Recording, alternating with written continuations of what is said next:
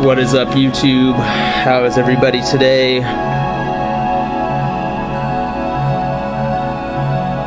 Good to hear. Today I want to review an album by an artist known as Oneohtrix Point Never. The name of the album is called Returnal. It was released in 2010 on Editions Mego. Editions Mego is a record label that specializes in kind of abrasive, challenging music, a lot of noise, borderline industrial stuff on there. From what I've heard, I have albums by KTL, Kevin Drum, Prurient, Daniel Mensch, stuff like that, and it's all been very, very noisy, very, very challenging kind of stuff. This album came out in 2010, and it starts off in that noisy vein with a lot of excessive electronic, staticky, broken electronic kind of sound, very, very glitchy, sketchy. It has a screaming guy going ah, like underneath it all, coming in and out. Reminds me, the mental image I get is like when in Wizard of Oz, when Dorothy was going to Oz in that tornado in her house. Just if that happened like in the movie Tron or in Reboot, where it was like the computer was short-circuiting and she's getting transported through this electronic realm of hell. I don't know, it's kind of what it sounded like, kind of off-putting.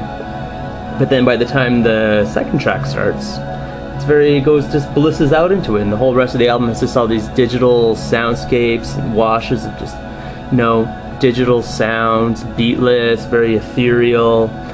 Most of the music on here was just made on like a Korg synthesizer and a couple other electronic equipments and personal computers. Oneohtrix Point Never is actually just a project by a guy named Daniel Lopatin. He's from Brooklyn.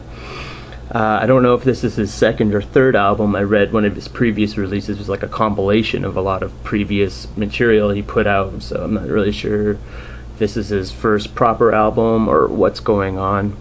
But it is very ambient, very experimental. It's got, you know, all these kind of vibrant textures and chilly atmospheres. Very, very restrained, very well-paced album. The tracks have enough variety to keep you interested. One of the tracks, the title track, track 4, actually sounds like a Fever Ray or a Knife track. Like he could process his vocals in such a way that it sounds exactly like the lead singer of the Knife, Karen Dreiger. I don't know how to say her name, Swedish. But yeah, very, very kind of cool, almost kind of poppy, experimental kind of thing going on there. I think it's the only track with vocals, like proper vocals. I don't know what he's singing about on there, but yeah, it's very blissful, very ethereal, like very nice. It's kind of has a little bit of keyboard drone on there too.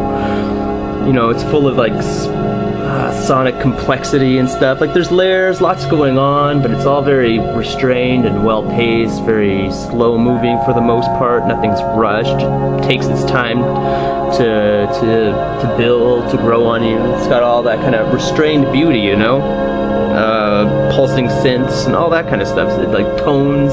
It's got an ebb and flow to the album. I just like it because it takes its time. It's very gradual.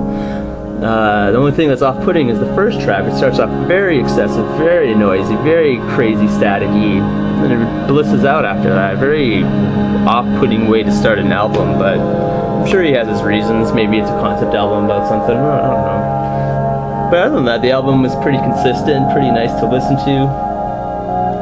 Very, very beautiful. Lots of cool sounds going on here. The artwork was actually made by Stephen O'Malley too, one of the guitarists from Sun. Made all that artwork himself, just some weird landscapes with, I don't know, rainbow colors, rainbow bars, and more of the same on the back. Some sort of picture of the stratosphere or something, one of the hemispheres. Then we got the keyboards there. Some sort of big wash of blue color.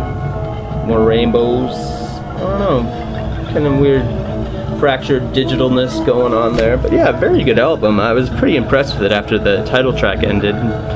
You know, there's a lot of silent, calm drama going on here. I don't know what to say. There's little wishes and washes, drips and drop sounds. I don't know. It's hard to explain this kind of music. All I can say, it was very nice to listen to, very chilled. It was also, you know, slightly engaging to listen to, pique your interest if you're into this kind of ambient, experimental, droney kind of stuff.